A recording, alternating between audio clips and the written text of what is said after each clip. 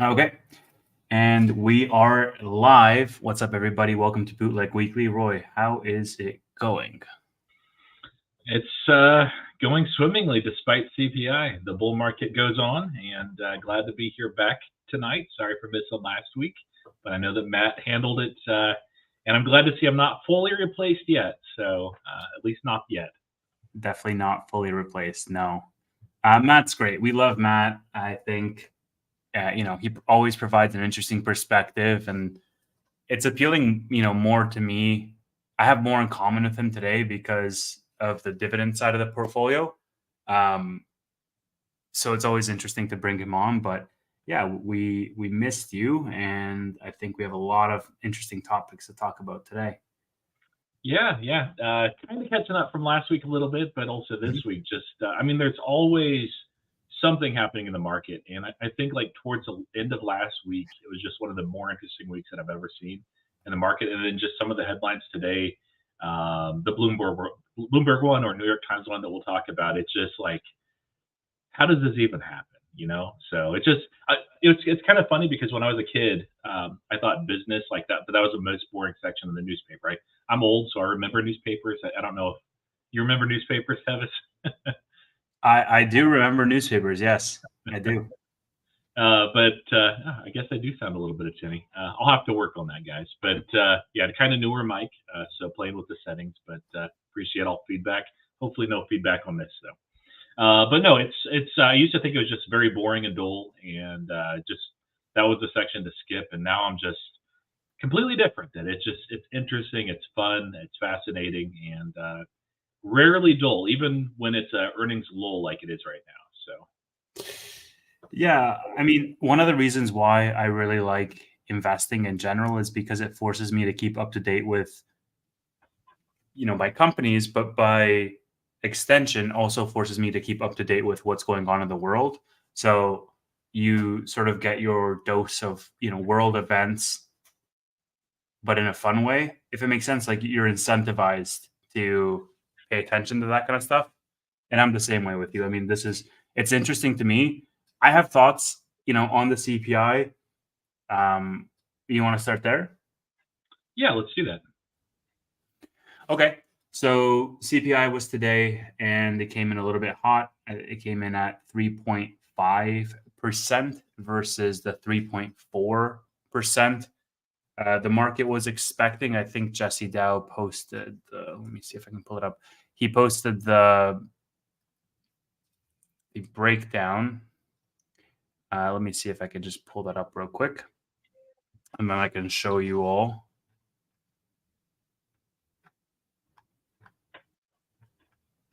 I can't find it. Let me find it. Give me a sec. Here. So let me throw this up on the screen. This is the breakdown that he posted. The 12-month price change as of the March 2024 data of inflation broken out by different categories.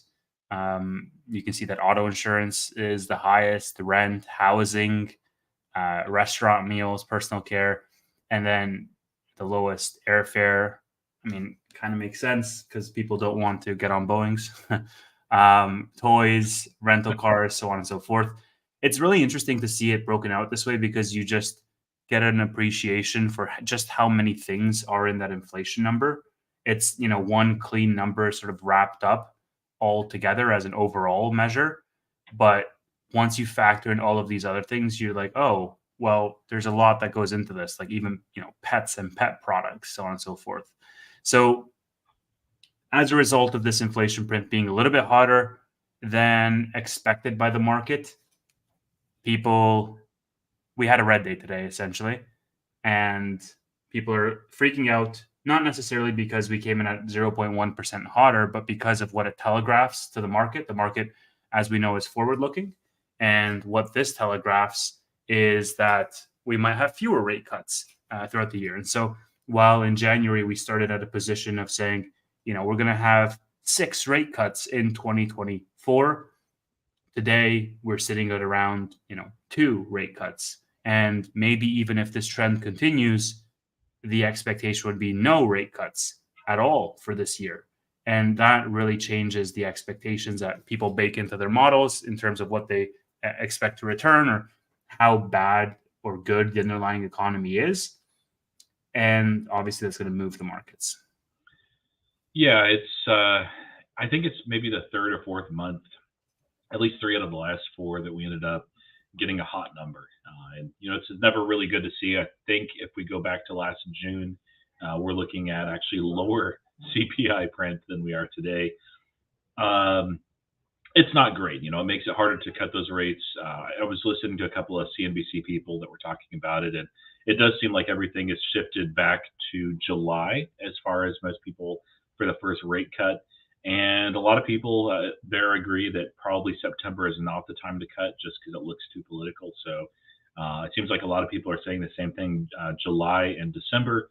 2 rate cuts, of course, these can be larger rate cuts. They don't necessarily need to be smaller, but the economy looks fairly intact for the most part. GDP is growing, unemployment's fine-ish, although a lot of those are part-time jobs.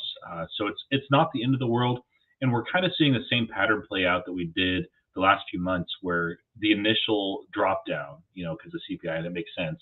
But then there's a recovery through the day, and it takes 36 to 48 hours or so. And then it's ancient history, especially in the indexes. Some of the, like the IWM, the Russell 2000, it's been slapped around a little bit more, and unprofitable speculative stocks that are leveraged in debt, they tend to suffer a little bit more. And of course, SoFi, because you have to sell SoFi no matter what. If it's good, bad news, doesn't matter. It's always bearish for SoFi, at least according to some analysts. It's crazy, but before the CPI actually printed, I had this post the day before, and I talked about my portfolio and the impact of rates. And the market, if you looked at it this morning, is like universally red. I don't know if there's a single green name there. And then as we recovered throughout the day, there were some that recovered better than others, some that actually ended up green. I believe Robinhood was up just a hair. Miners were up as well. But it's not universally bad. There's stocks that actually do quite well, such as Robinhood and Palantir, that have very clean balance sheets. They print money off of the net check, the interest that they're getting on there. And of course, Robinhood benefits some from the interest rate. SoFi actually, I'd say it's more neutral. Like there's things that benefited immensely, and there's ways that it hurts. We'll probably talk more about it Friday, but we can by all means. But of course, there's stocks like Tesla that high interest environment is just, it's bad. Like there's no like, hey, at least there's a silver lining here. It's like they have a lot of money, yes, a lot of cash that will make some interest, but it's just bad. So rightfully that got sold off. But no, there's an opportunity whenever you see those kind of dips in a bull market, because typically dips get bought back up. So yeah, I mean, I don't know. The thing that I sort of was thinking about earlier today, my gut reaction was this sort of annoyance overall, not necessarily for the rates itself, but it felt as so I've been investing in the market for about 6 or 7 years now. It feels as though we've never hyper fixated on rates as closely as we do in this market. And granted, I haven't been in the market for very long, but and maybe it's algorithmic trading to some degree, but people hyper fixate on 0.1% up or 0.1. Like, it just seems as though the sell-offs are aggressive, and that's fine if they are aggressive, but then they just get forgotten about in 2 days, and it's like the rally's back on. Like, what is the point? I don't know. Because at the end of the day, like, we're going to have earnings coming up, and I guarantee you a lot of the companies, especially the largest companies in the world, the Mag 7 or whatever you want to call them, most of them are going to beat. And they're going to beat by good amounts because they have a history of consistently beating. They have sticky products. They have a dedicated user base, and they have product market fit to a large degree. And so when you think about, okay, I understand why Tesla might fall, because they have a luxury product that they're selling, and in a high rate environment, people don't want to buy luxury products. But if you even consider how small Teslas are by comparison to all the other cars in the world, like the pool is large enough for people who can afford a Tesla, even in this rate environment, and who will buy a Tesla regardless of any other car out there, because of that product superiority that they have, because of that brand preference that they have. And so I guess what I'm trying to say is, I don't necessarily understand, or I want to challenge this correlation between that inflation measure and individual names, because individual names can still do very well in this market, regardless of that name being in a maybe cyclical type of business. So in the past, it seems as though rates went up, rates went down, whatever, and that was fine. Like there were still winners in that scenario. It just seems now that the Fed is driving the market. Like the Fed, based on them, having cuts or hikes, the market is going to have drastically different results. And I just don't necessarily understand that. I mean, I understand it like logically. I just don't. It always surprises me, I guess is what I want to say. Yeah, it's interesting. Just this time last year, everything was about the CPI, and now it's still important, but it's important for like a couple days before and a couple days after, and after that, it's old news. I do think if we trend towards 4%, like if we keep seeing what it's doing right now, I don't know that it'll get to 4%. I haven't looked at the numbers that are falling off from last year yet for the next month. That's a concern just because of the psychological shock, and people will, really be like, okay, not only might there just be 2 rate cuts, there might be none, or even worse, there may be hikes. I don't know that they can hike without breaking things, so I think that they're going to Yeah. be very, very unlikely to do that, but it's possible. And the mantra might become higher forever instead of just higher for longer, which is not great. At least the economy is doing well right now. But no, there's always a danger too that they react too late. So it's a tricky situation. It's made worse that there's possibly political pressure, as far as Biden's chiming in as far as rate cuts coming for sure. And it's not ideal. But as far as like the Tesla that you mentioned, somebody had asked earlier, like when I'm going to get the Tesla. If a job that I'm working on lines up, first week in May. Maybe not brand new, probably going to do used. Just the savings on it's immense. I'll take pictures and stuff, but no, it's that environment that when somebody needs a vehicle, and we're at that situation, I'd be shifting from work at home to actually having a little bit of commute, which is great. Can't really drive a gas guzzler anymore, and so it's time to get something a little bit better and nicer. And there's many other people that are like that too. That at some point you just have to bite the bullet, and Teslas will get sold, even though the delivery numbers were not great. High interest purchases, homes, they'll get bought. It's going to be a little bit slower on those products. Yeah, and I don't know. Like again, there's a initial layer that is a perfect correlation between the output of a business and the value of that business through a simple calculation method. And then there's this other higher layer, which is the speculation that people buy and sell that artificially, adds a level of froth to those names. And, I see people, talking about, gas prices, gas prices increased the first week of April. Iran might attack Israel. And it's like, guys, I know it matters, and I understand the thought process to say it matters, but we see news pieces like that are so drastic on a daily basis now, where my dopamine is spiked at all times, and I really just come back to this idea of, does this piece of news affect my day to day? Does this piece of news affect my ability to have my job? Does this piece of news affect my ability to, bring home a paycheck and put food on the table? If no to all of them, ignore and move on, because it's just there, like you get blasted with all of these negative, like all this FUD essentially. Let's say gas prices increase in the first week of April. Let's say there's a war on the other side of the world. Is that really going to change the fact of whether I choose to go with Robinhood or with SoFi? Like in this competitive market of what am I picking? And I understand the sort of macro reason. But again, if we go back to that example of there being 2 layers, number one is the actual business output. How good is the product? How good is that product market fit? And number 2 is that speculation market, which is that froth. And it might affect one layer more so than the other. But at the same time, like there's so much FUD out there that you almost tune it out, and it just becomes, noise at some point. You get shell shocked to it. Now, you sent me this link, the Bloomberg and New York Times article that apparently some of the data, specifically, we were looking at rents, I believe, and vehicle information was leaked to JP Morgan Chase. You want to bring Yeah, that headline up? throw that up.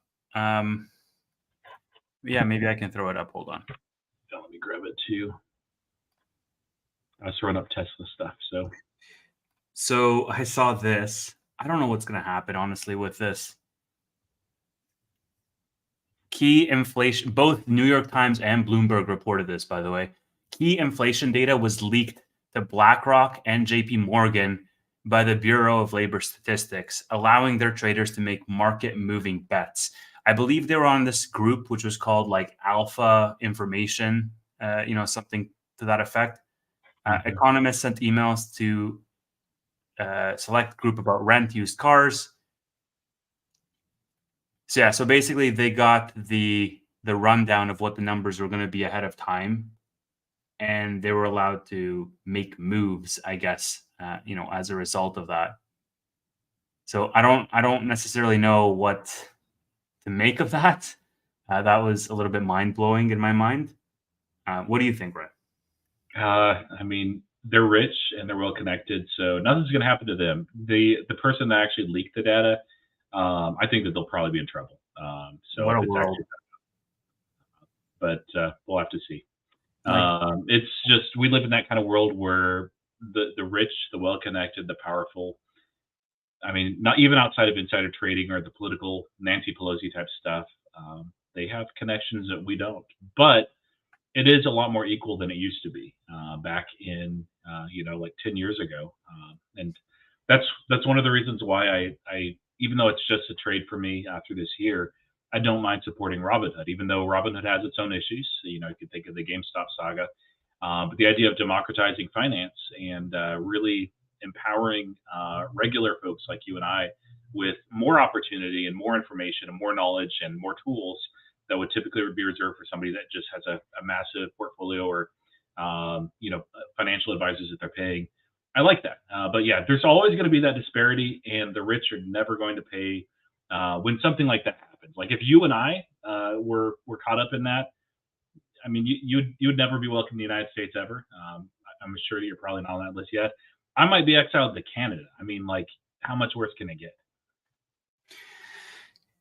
I mean, I've said this on a previous pod in the past, but it makes you sort of disenfranchised with the entire system as it's set up, because if you just use some basic logic, you can say that it's a catch 22 because the people in power are the only people who can change the existing system, but the people in power are the people who benefit the most from the existing system. So they're never incentivized to change that system. Like, why, if I was absolute supreme ruler of the world, why would I ever change that? Even though I'm the only person in the world who can change that, like it benefits me. Yeah. And Shane asked a good question there. If I trust Vlad as much as I trust Noto, no. Noto, SoFi is a long-term holding for me. In fact, when and if this job works out, SoFi, I'm going to be opening up a bank account. I have a Relay account right now, but that's going to be the direct deposit for the new place. And actually, at the same time, ironically, I talked my son into getting one of the Robinhood Gold cards. I'm going to get one too. We're on that waiting list right now. So it's just like all the new products all at once. I'm going to be a total shield for all the companies. I guess I need to get like a Palantir cap or something because they don't have a product I can actually use. And I'll be using PayPal to pay for some of these things, I guess. I don't know. No, I really do respect and trust Anthony Noto in a way that is not typical for me, as far as some of the elites and higher ups. I just, there's no one perfect CEO, but he's about as close as they can come, and so he gets the bulk of my attention. Yeah, as far as the impact of some of the stuff on Tesla, still interest rates are the biggest piece I think that ails Tesla right now. We saw the delivery numbers. I'm sure you and Matt talked about that. I believe you did, if I'm not mistaken. I know we did on SoFi Wkly at the end, but this came out this week from Bloomberg, and so it was a survey that they ran, and they asked people that own this existing car right now, so with these certain brands, how likely are you to choose the same car brand for your next car? And so Tesla smashed in this. And so the instant take for most of the Tesla community on X, of course, was what brand damage? What do you think about that, Tevis? The brand damage for which? For Tesla, do you think, are you seeing the brand damage there? Is it still meaningful, significant? Why would there be brand damage? Oh, because Elon Musk. Because Oh, he come on, says mean things. man. Like, I don't know. I think I have my own opinions on this, and they differ drastically from people. Like, there's people who, when Kevin Spacey gets in some shit, they're like, I'm boycotting Kevin Spacey. It's like, why? Like, just because of whatever happens in his personal life, like, he's still a great actor. That doesn't remove the acting ability. Same thing with Elon Musk. Like, whatever you might think of his politics, it's still a great product, right? I'm buying the car. I'm not buying, like, oh, well, I don't want to support him. Well, it's like, live under a rock then, because every product that you own is probably associated in one way or another with somebody that did something that you don't agree with. Yeah, I know one person, I'm related to them, that won't buy a Tesla because of Elon Musk. I know that there's others out there too, but I mean, it's politically divided as our world is. There's a point where you just have to kind of draw the line and be like, you know what, I like the product, I like that, it's green or it saves me money or whatever. I'm going to get it. So I frankly don't care. I like Elon Musk, so but I was going to buy a Tesla even if somebody I didn't like was the CEO. So Yeah, like, if I'm voting with you, so I'm not against voting with my wallet. I agree with it in principle, absolutely. What I'm saying is the desire for me to do so, like, the motivation has to be so strong for me to deprive myself of the best product in the market to actively go for the second best or a runner up just to make a political statement or a social statement, right? I don't know. I don't think that, probably for me, I don't feel that strongly about many things. I want the best product. I want to have that great product experience. I work hard for my money. I want to have a great car. And if I don't agree with Elon Musk, I can isolate the person and the product is what I'm trying to say. yeah, and I'm right up there with you. I think that there are some places where if I really don't trust somebody, I'm going to have a difficult time ever, no matter how good the product is, using that. One of those is, of course, a bank or a payment system. So XPay, if Elon Musk comes out with that, I don't think it's going to be wildly successful. Partly because he's very divisive, and a lot of people don't trust him. Whereas they might buy a vehicle, whatever, it's a vehicle. What's going to happen? I guess full self driving it away. But no, that's not a serious threat. Versus the actual freezing of accounts or shutting things down, like we saw with PayPal under Dan Schulman. You have to draw the line somewhere with that, and I think people are more likely to do that with that sort of a system, a payment system. The other is eventually bots. Bots, are coming. It may be a long time before we in the United States get bots. We've talked about it before. Yep. I don't know when exactly that'll happen. It'll probably happen about a decade before they even enter Canada, just because of regulation. But if something is inside your home and it can pose a threat to your family, I can see that Tesla brand damage on a product that doesn't exist like that. If somebody's really nervous about Elon Musk and if something will be snooped because the bot is Dude, listening in, you see or this they don't have thing? necessary. This is on my table right now. Yeah. Okay. Where I work, I do all my business calls from this. I talk about all the things. Yeah. This thing's filming me. It's in my pocket all day long, literally with me all day long. And it's like, where do you draw the line, right? It's just go live in the freaking forest if you really don't want any surveillance. Like, my point is that privacy, or that the stronger the statement that you want to make, comes with further deprivation of yourself of all of these goods and services, and to a large extent luxuries, right? If you look at them from a worldview. If I don't want to support Apple, then I'm not going to buy Apple products. And if I don't want to support Amazon, then I'm not going to buy, the what do you call it, the assistant. And if I don't want to support Tesla, I'm not going to buy the car. And all of a sudden, what are you going to find? You're going to live this super minimalist life where you're only buying like eco-friendly, blah, blah, blah products, and you're living like a freaking monk. And that's fine for some people if you want to do that. Like if your sense of why is that strong, but the vast majority of people sacrifice that principle for the luxury and for the comfort of those products. And that's totally fine. It's what the vast majority of the world does. Yeah, at some point you got to live, unless you just want to be by yourself. So bots, I don't know. We'll see. But if the bots actually existed right now, I'd buy the brand damage more than, especially what that survey reveals. It's if you want an EV, unless you're willing to pay a very high premium for like a Rivian or something, you're going to get a Tesla. You just are. Enron, great company. They're going places. Not really. Going to jail. They probably made a lot of people rich before they made a lot of people poor. Yes. Yeah. As far as Tesla news too, late last week, it was just kind of a crazy cycle where Reuters came out with the article that said, hey, the Model 2 is being shelved or canceled. And of course, Elon Musk tweeted right after that and said, hey, stop lying, basically. I wish that there was a PR statement that came out, following up and explaining like, hey, no, this is what we're doing. These are the plans. This is the expected rollout, something. But we didn't get that. But we did get something else, 8-8. So how excited are you for August 8th? Yeah. So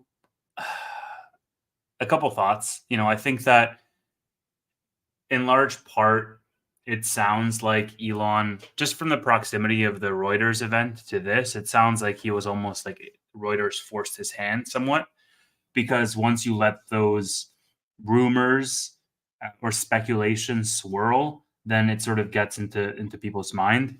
I'm not excited about 8.8 at all. I see this comment and I totally understand that point. Tesla's had AI days in the past. Tesla's had autonomy days in the past. Tesla's had energy days in the past.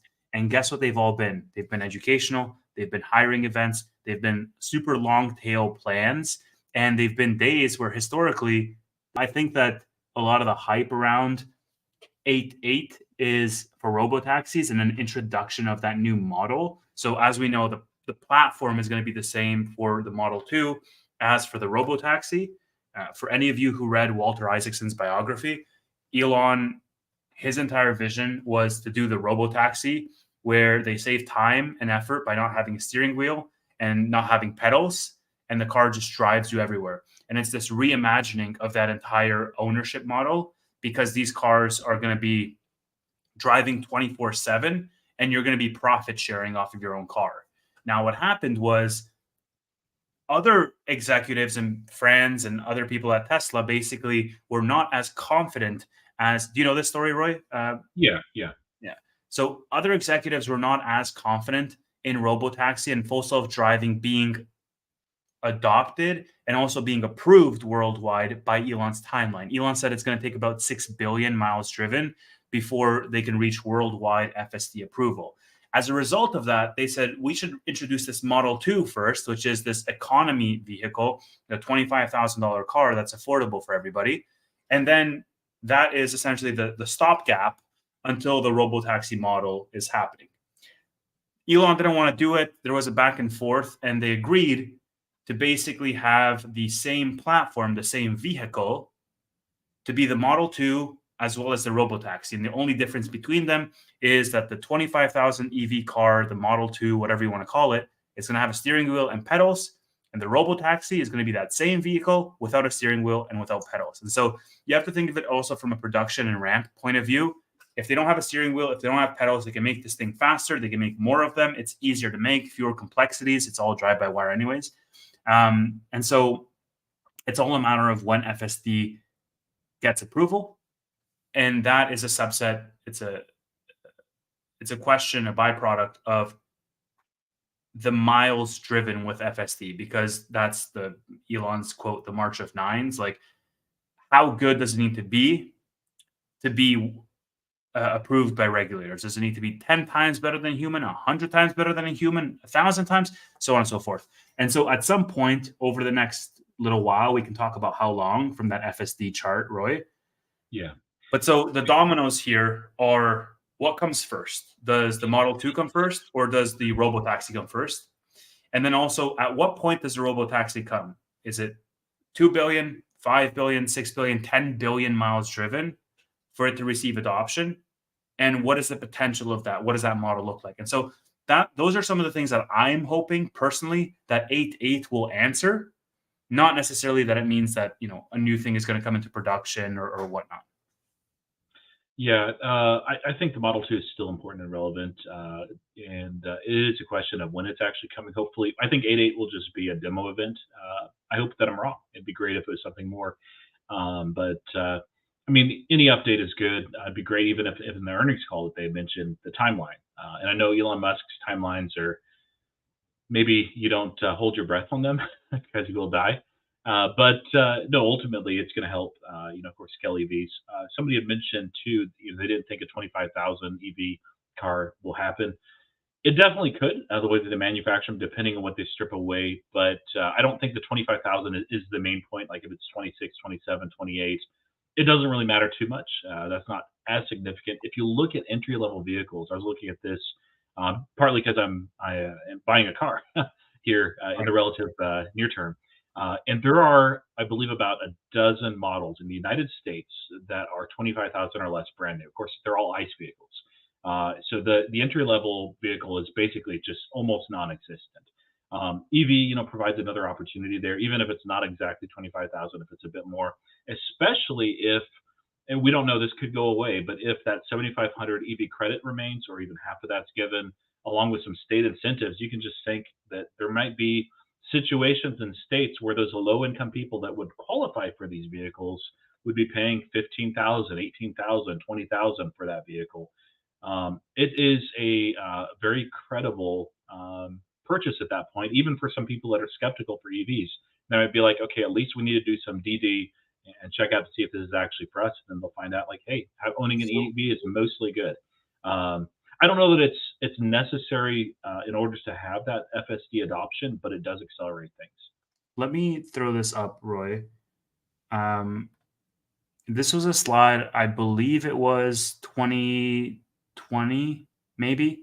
It was basically the master plan part two presentation.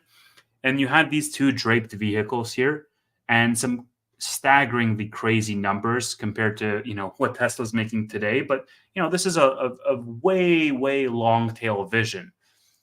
Don't look at the numbers specifically, but look at them sort of, thematically relative to each other.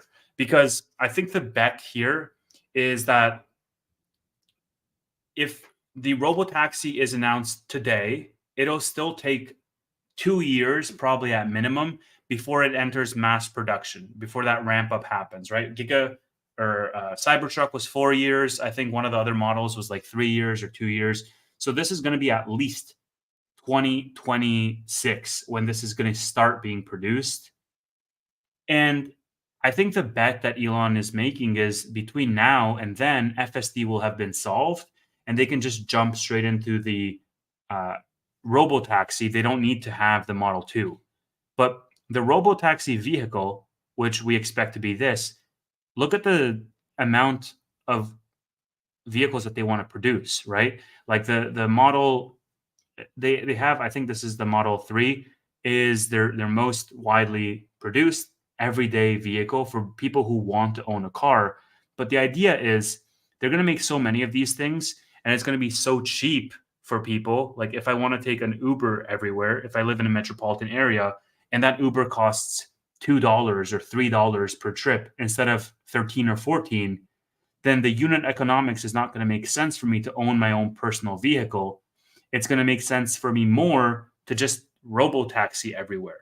And if I want to buy a robo-taxi for myself, it just doesn't have a steering wheel or pedal, and I can revenue share, profit share off of it. I can basically have it farm out so it can drive 24 hours a day. So the point is that once you think of it from that perspective, it's so revolutionary, similar to the bot changing how we view an economy. That's like Elon's quote on the bot. It's going to change how you view the economy, how you view GDP. Similarly, the robotaxi has that potential to be a paradigm shift because you don't need a steering wheel or pedals if they've already solved FSD by that time. And so why not just produce it without one, make it so cheap, and change the unit economics altogether? You're on mute. Yeah, we'll for see how it scales. The next main growth vector is going to be the full self-driving, along with energy and services continuing to grow. Go ahead and Yeah. throw up that slide. This came out, Tesla announced that they'd hit the 1 billion full self-driving miles driven. This had taken 3.5 years to achieve, and I think the next billion might happen this month. A lot of that is that they came out with the free demo for everybody. Of course, it's getting a new Tesla vehicle, and beyond that, now they've given a 1 month trial to basically everybody. It's not everybody, but it's most people. I think Canadians don't get it. I'm just kidding. You guys actually do this time. What's significant about that, and it's kind of ingenious. I did a little bit of napkin math, and so I took a chart that may be a little bit hard to read, but average. This is based on just the United States. There's 2 million Tesla vehicles with full self-driving in the U.S. and about 70% ownership, and it differs depending on who you survey, are males. Males tend to drive a significant more amount than females, and so if there's an average amount of driving, and let's just say 50% of the people that are eligible for full self-driving actually do, or at least the 50% of the amount is actually driven. No guarantees on that. We'll actually hit over another billion this month. And so there's no like absolute secret something special about 6 billion that's not there, like with 5 billion or 7 billion.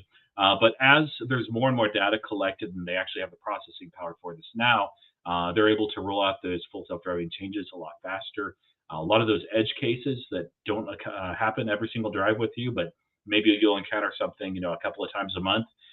They'll get a lot of those all at once. And so this is going to help them scale full self-driving and improve. And of course, as they continue to improve full self-driving, they may also do future demos such as this, but I think there'll be a higher adoption rate, and that just continues to help full self-driving as it goes through. So this is something that, a lot of naysayers are like, hey, it's never going to happen ever at all.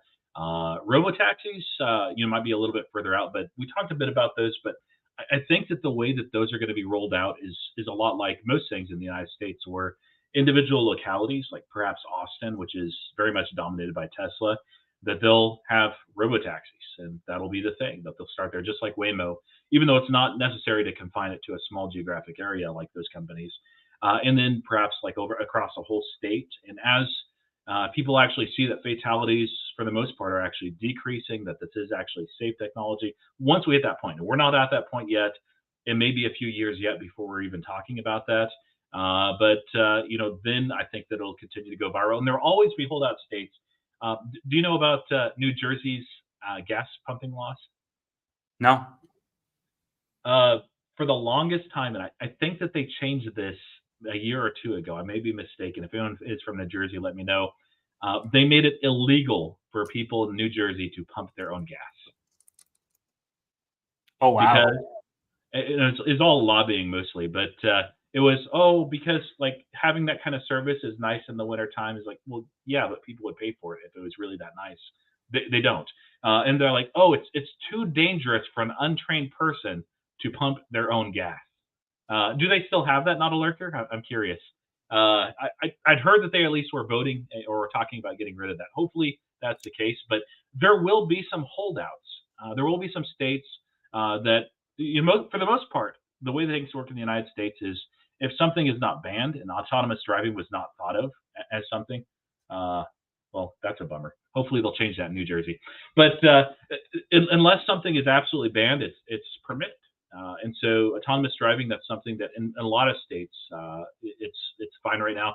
There may be laws that are passed, and there will be holdouts like New Jersey that are like, absolutely not, no autonomous driving, really until there's just overwhelming, ridiculous evidence, except for New Jersey. Because, New Jerseyans, if you can't pump your own gas, actually, honestly, New Jersey should be the first one to make it mandated that everyone uses full self-driving all the time in robotaxis. If you can't pump your own gas, you probably shouldn't be driving your own car. I'm just saying.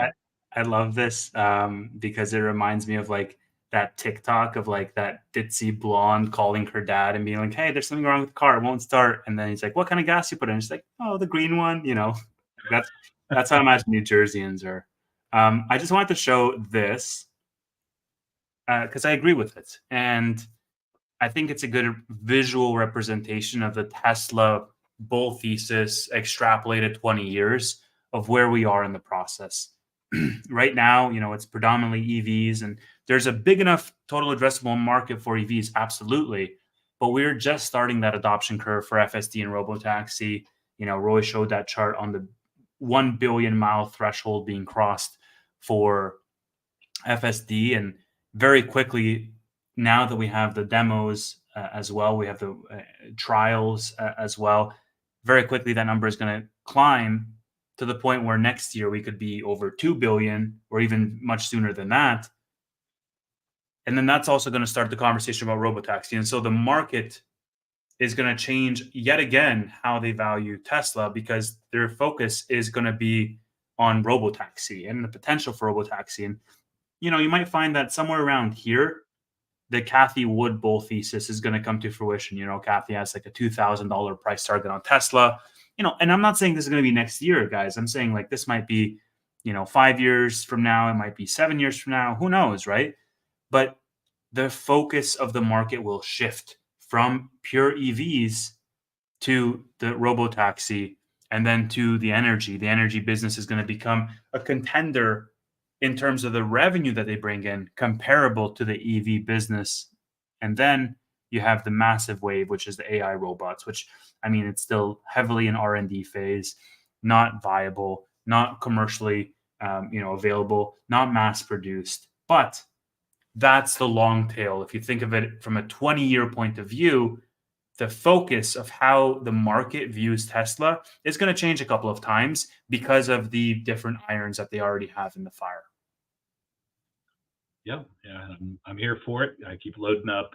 When we were given that dip, thanks to the Reuters and the article, I did about 4 weeks worth of buying right there. So not quite at my at where I want to be with Tesla, but it is a little over 5% of my portfolio right now. So I'll keep loading.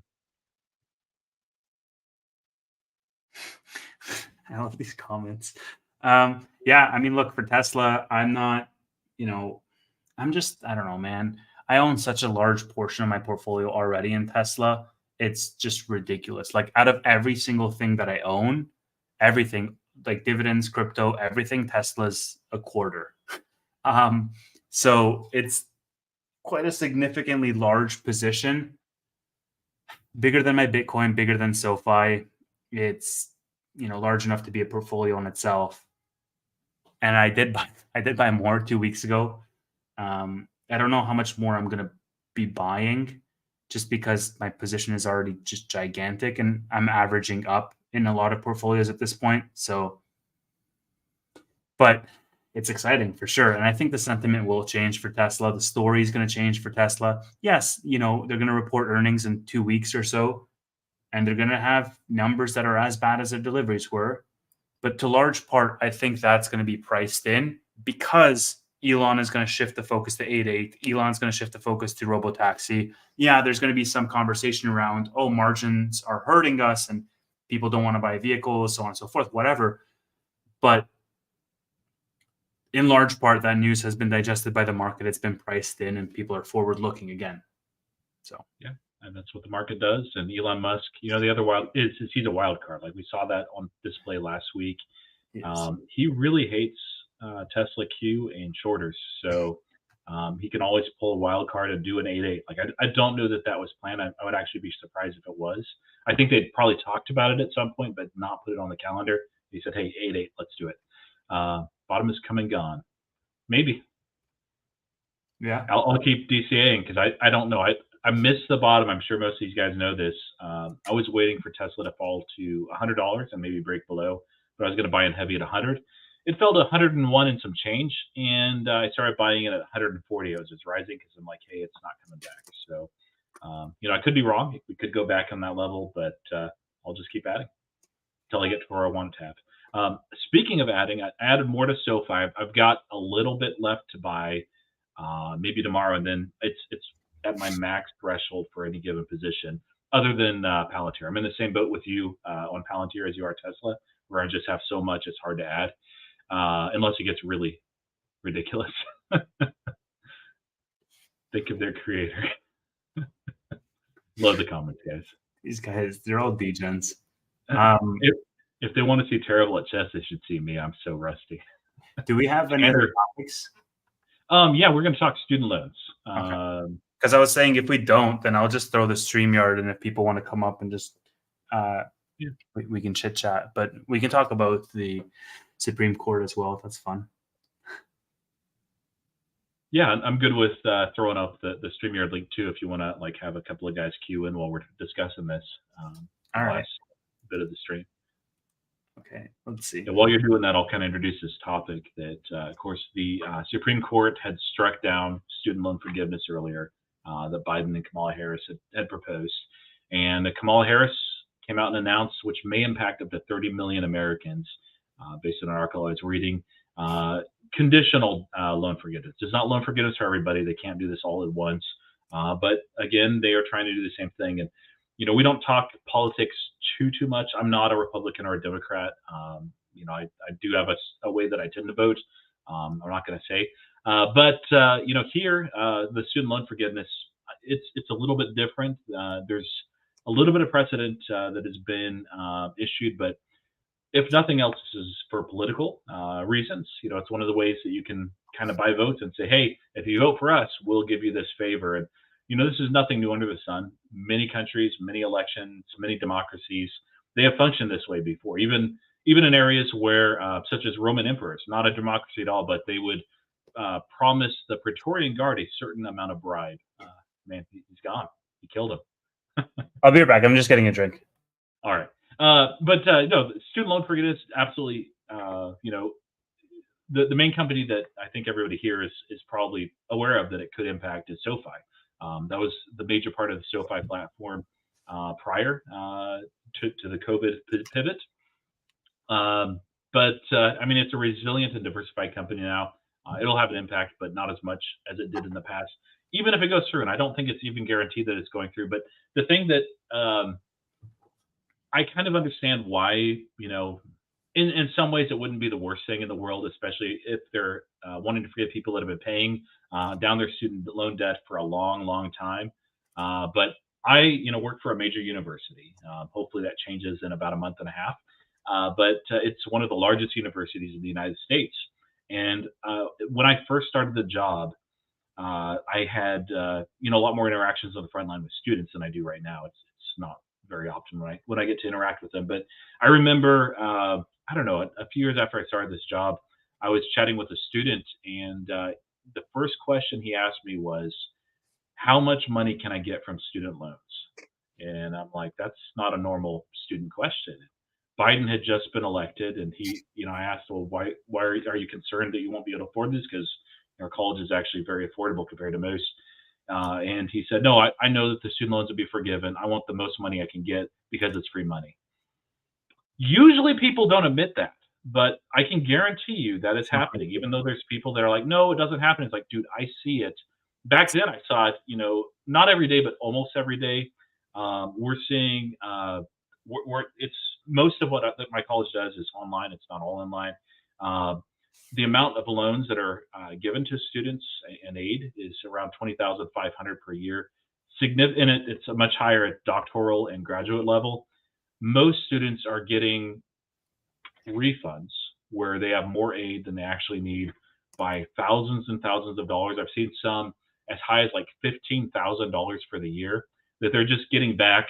And for many of these students, it's free money because they didn't have to do anything other than take classes, and they get this money back. Now, it's a loan, and they do have to pay it back, but I don't know if there's a way to, like, okay, somebody's been paying on it 30 freaking years.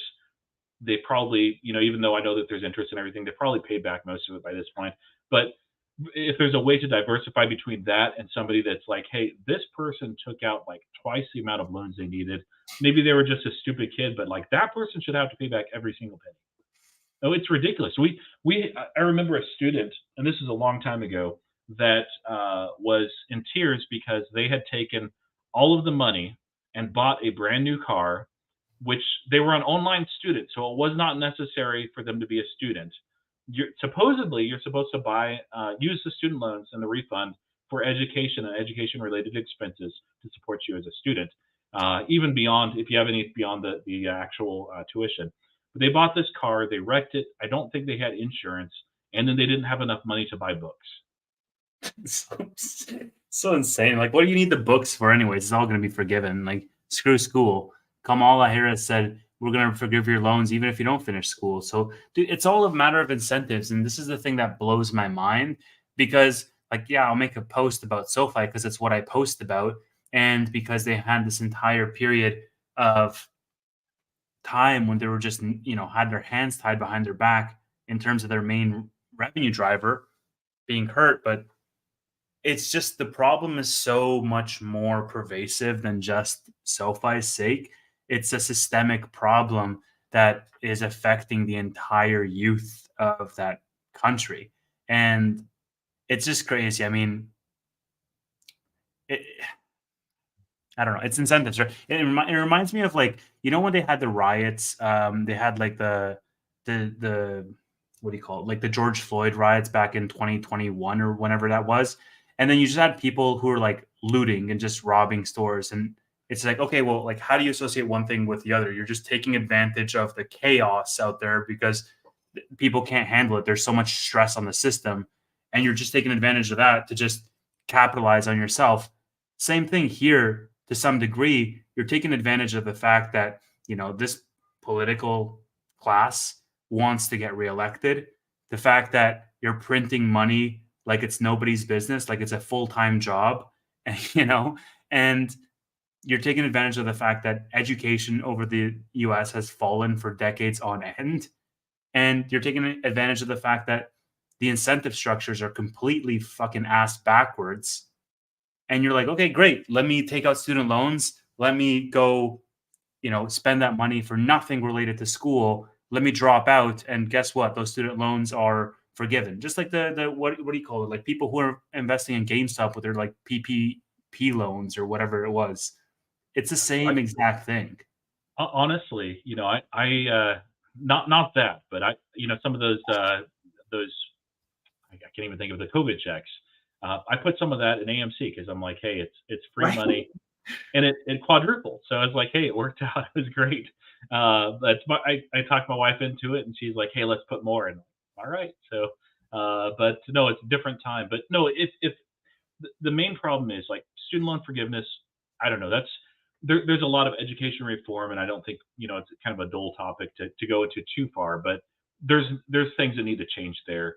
But I think the worst thing they can do is basically just focus on student loan forgiveness. Like if that's part of the equation, great. Because if people have in their mindset, like this young man that I was talking to years ago when Biden was first elected, they think, hey, the loans will all be forgiven. I don't have to freaking worry about it. It encourages very reckless behavior. They're not even there for classes at that point. And I know some students are not, let's be honest, but in online college, at least most students are. Like our average age is like mid 30s, so it's a little bit different dynamic. But it encourages very reckless behavior, reckless borrowing, and it's not really good for anybody except for that person that gets away with buying a car and they get it scot free. So Yeah, I mean, look, I think somebody, Shane posted, the issue has depth. I heard a student saying they will continue making minimum payments till they die and screw the FICO score. They'll never afford a house anyways. And I understand the other side of it too. But at the end of the day, like there's a couple of issues. Like this is so multi-layered.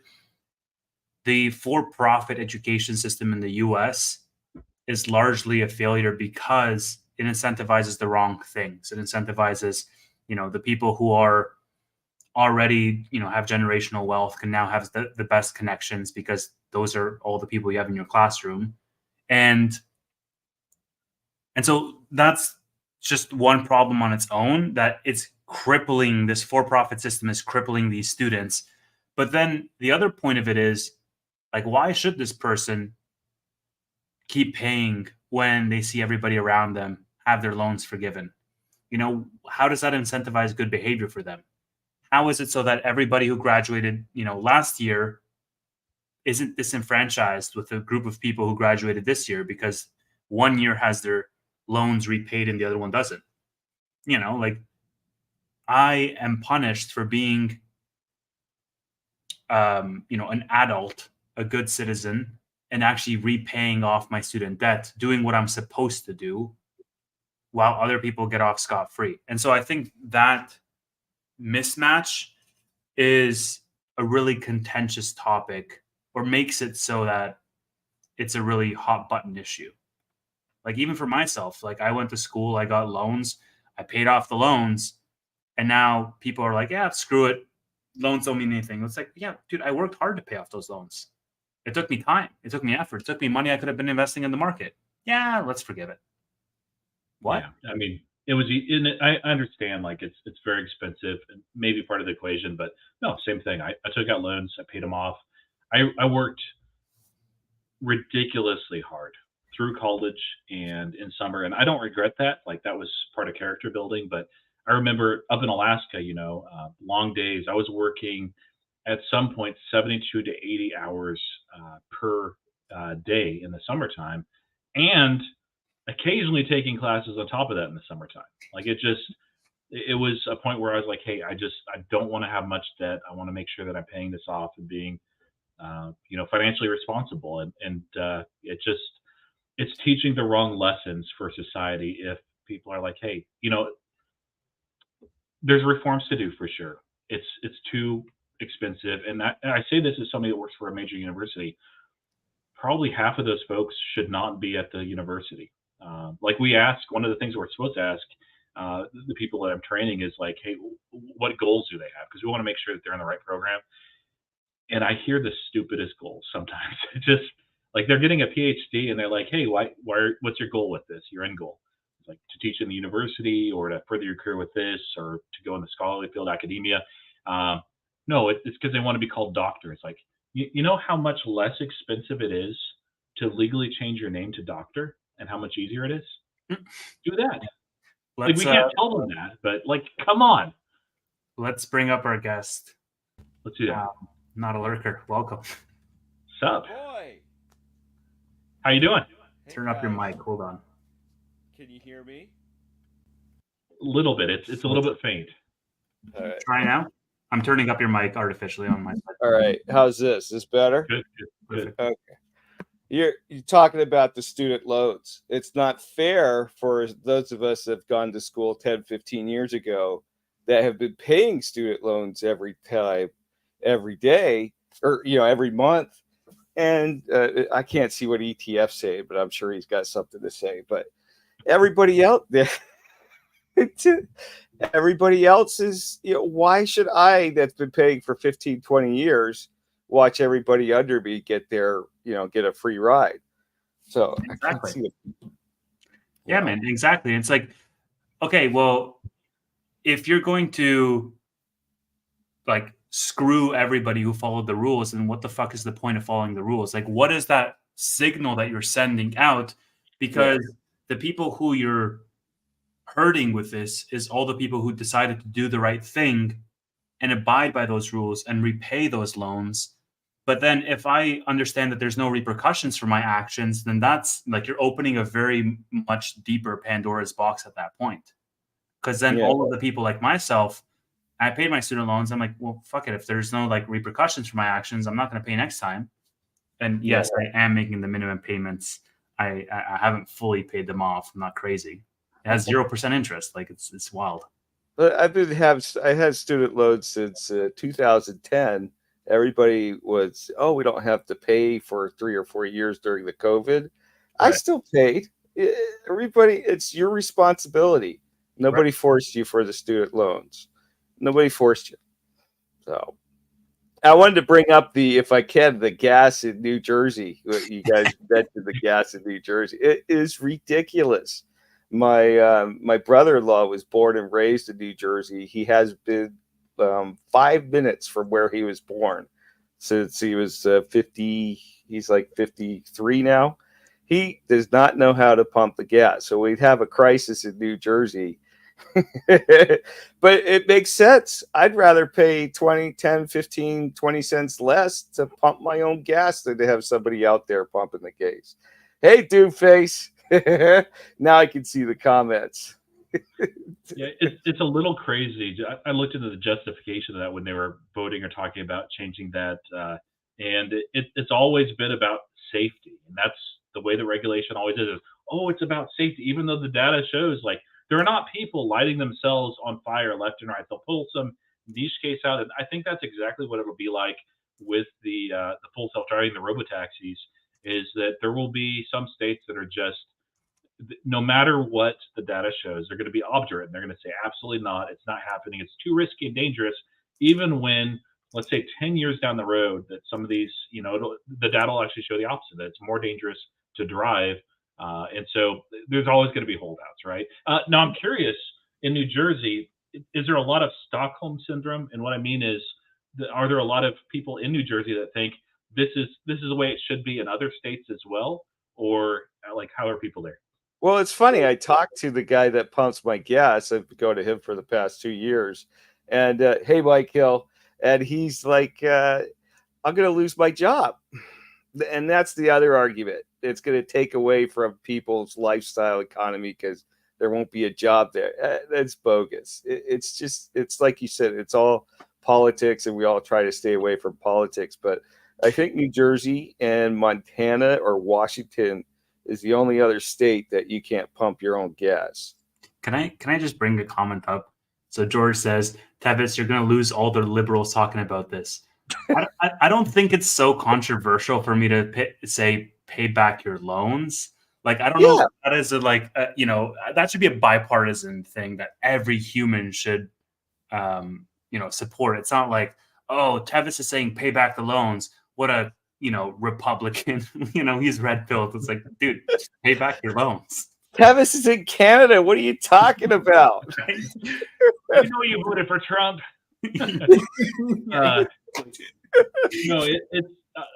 People should pay back their debts. If somebody is benefits from, like an individual benefits from student loan forgiveness, I'm not mad at the individual. It's the government ultimately that's doing that and doing these silly political games, and that's more what I take issue with. But no, it's just the way regulation works, the way that government decisions work. Is it's not fair, it's not equitable, and that's kind of the world we live in. But I think that a lot of times government intervention like this makes things worse, and I've seen the other side of this. The other piece that I didn't even mention is, we talk quite a bit here about AI. There are some very good bots using large language models right now that are chatting in and that are emailing in, that are talking. They can't do the voice stuff yet credibly, that are getting all the way up to being accepted as students. And now we're doing a better job, I think, of detecting that, and I've helped some with that. But it's going to continue to get worse and worse. And I think that the end goal is probably not just training their large language model. I think that there's a significant amount of financial aid fraud that's happening. Could be wrong, but we're seeing a massive uptick. So just something to be aware of. MCGA. It's the lighting, you guys. I'll get the light later, right? I'll get the right light if I'm going to keep on coming on here. But this is the best. But I mean, Roy, if you look at the flip side, colleges, it costs too much money too. There's that whole side. You don't need to pay $200,000 for, like doctors. Yes, I get, but getting an MBA, getting a bachelor's, it shouldn't cost so much money either. So it's a bigger problem than just the student loans. Yeah. There's other alternatives and ways. If you work hard, if you work for a college, like right now I work for the college where I'm getting the PhD from. It pays for itself. As I leave and transition that job, I'll have to pay like for a semester or two. Right. No big deal. And you can get scholarships. You can work for companies like Chipotle. My 19-year-old actually works for Chipotle, and he works. I don't remember what the requirement is for hours, but it's really not that high. It's not full time. And if he does that over 6 months, then they contribute $5,000 towards his education expenses per semester, which is ridiculous. Like when you're paying for those very expensive burritos and that really expensive guacamole, you're helping to send my son through college. So thank you guys. Can we tackle Then you also you talk about the different types of degrees. I have a finance degree, right? That's something I could use, but I see my daughter's about to get to college, and I see people going for their Bachelor of Arts. How are you going to apply that to school? Oh, is this about SoFi? No, I mean, finish your thought. I found this comment interesting because, do you think SoFi should limit its student loan exposure? Not necessarily. I don't think this is gonna affect. SoFi does like student loan refinancing, right? So if you want to have a lower interest rate on your student loan, then you basically you transfer it over. You have SoFi pay it off, and then you pay back SoFi. So I don't necessarily think. Also, I think that SoFi is going after that more affluent clientele, like those Henrys that we talk about, the high earners, the doctors, the lawyers, those types of people. So, I don't. First of all, I don't think the forgiveness for student loans is going to pass. Like, can we just for a second come back to reality, come back to earth? The first time this tried to happen, Biden tried to pass it with the HEROES Act. That got shot down by the Supreme Court. And he made this promise right around the midterm, right? Mm-hmm. Won the midterm. The court came back. He bypassed congressional approval. What? Bypassed congressional approval. Just randomly went out and made the promise. Got a slap on the wrist by the Supreme Court. They said, you're not allowed to do this. You need congressional approval. And now, right before the elections, guess what? The promise comes back. Yes, it's a technicality that it's not going to be under the HEROES Act, but the end result is the same. Like, they need to approve that funding. That funding approval needs to go through Congress. It's never going to pass. And it's going to be shot down. Like, I hope people can see through that bullshit. It's an empty promise because it's not in his power alone or even in the party's power alone to make it happen. It needs, it's not a one person ruler. It's a democracy, right? So you need the Congress to approve it. Anyway, so my point is there's so many different layers of how this will not affect SoFi at all. And I don't think that SoFi should be doing anything for this. I think this is just a complete nothing burger to SoFi specifically. Yeah. Because it's not going to pass. But even if it did pass, it's not going to affect SoFi's, borrowers. I know, Kamala was like, hey, regardless of the income you make, but that's such a tall order, man. Like, there's never going to be a case. Like, I'd be shocked if that happened. Yeah, and some might pass. It did last time. There was a certain select number, but not to the scale of 30 million. I don't see Super that small. actually happening. Remind me of when the actual penalty for student loan default ramps up. It's Q3 sometime, correct? That was last year when they started the payments back up. Wasn't it last year, August or October? Yes, exactly. Yeah. They started that, but the actual payment for missing or penalty for missing payments, it's 1 year, is very minimal right now. And I know that changes. Should be in October. October. Okay. Yeah. And I mentioned this before with our SoFi predictions, but even if interest rates are not much lower than they are now, and they may not be, we don't know what's going to happen between then. I'm imagining that there'd be some cuts between now and next October. If not, I don't know what's happened. But even if it's not too much lower, the way that most students work is either on the very front end, when things first open up, they're diligent and they register for classes, they get their books, but that's maybe 15-20% of students. Probably 60 to 70% of students, and also former students are like this too, that the absolute last moment of the extended deadlines, right before, even minutes before. I've had students ask me this when I was first working at the university, when is the last minute that I can take care of this? It's so many students are going to be like that, and former students when it comes to student loans. And so when we come to that point where there's significant impact if you actually miss your penalty, if that's not extended, and it could be, depending on how the election goes, we're going to see SoFi, of course, ramp that up. And I think that they should. I don't think that's a credible risk to SoFi. I think it's just a benefit. They handle this business very well. But until then, I think a lot of people, because of headlines like this, I think that they're going to be reticent to actually look to refinance their student loans. So it's going to be slow until then. Yeah, I don't think SoFi is going to be affected too much by their student loan exposure. If I'm somebody that's serious about furthering myself, I'm going to keep the payments. Yeah, you see the Tevis comments. I've seen them too. I'm going to put him in timeout. Yes. But it's if somebody's signing up for school, they're serious about furthering themselves. I don't think, and the clientele that SoFi is going after, the doctors, the nurses, the lawyers, they're all not going to ruin their credit over a student loan. They actually care about the credit, Yeah, right. So I'm gonna have to go get a right light now. This is how Roy started too, and then Yeah. now he got a fancy mic, and then he's gonna get the lighting afterwards, and then a fancy camera, and it's just, Well, it's great. I stole my boy's fancy mic, and he's like, "Where's my mic? I'm using it." He's like, "What?" Talking to my internet friends, leave me alone. Yeah, I need to tweak some settings on this, but this mic is. I was previously, when that headset had shorted out, I was using my son's mic as well, and it was not great. But yeah, this one, if you're looking for a good headset, just message Tevis or Tanner. They'll let you know what to get. So. But anyway, anything else for us to chat through? I'm kind of surprised, but also really not surprised that people didn't hop on the stream with that StreamYard. You were so worried that like 100 people would still, like, these people are antisocial, man. They're no, watching. it's not that.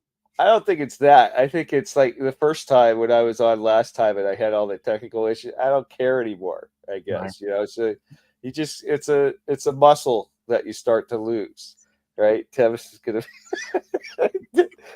doofus. Tevis, can you talk about buying other companies on the dip today, which I noticed Palantir likes the $22 area. The only companies that I'm really buying right now are SoFi, Tesla. If Celsius falls under 80, that's like I'm nibbling under 80. And then like my dividend portfolio, I'm just adding to that regardless of the price, every 2 weeks or so. I'm trying to think. On running, I'm still sort of building a position with on running, but it's not that huge. Palantir, I'm not buying that way. That's directed at Roy. Well, I mean, you said they said Tevis. So let me ask you this, and I'll answer this too. At what price would you begin buying Palantir? If any, you might say, I'm done.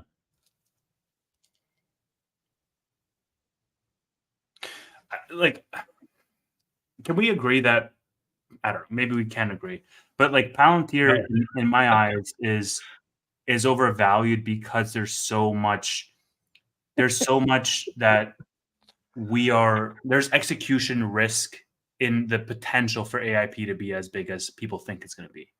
And so the reason you say it's undervalued is the same reason I say it's overvalued. The reason you say it's undervalued is because AIP is going to change the game. The reason I say it's overvalued is because I say AIP is largely unproven. And so it could turn out to be, not as big as we think. And so the real question then becomes a byproduct of how big we think AIP is going to be and what are the hints that they're giving us. Do I want to buy a stock that, again, like I'm trying to look at what is the growth rate and what is the multiple that it's trading at, and how does that relate to other stocks in the market?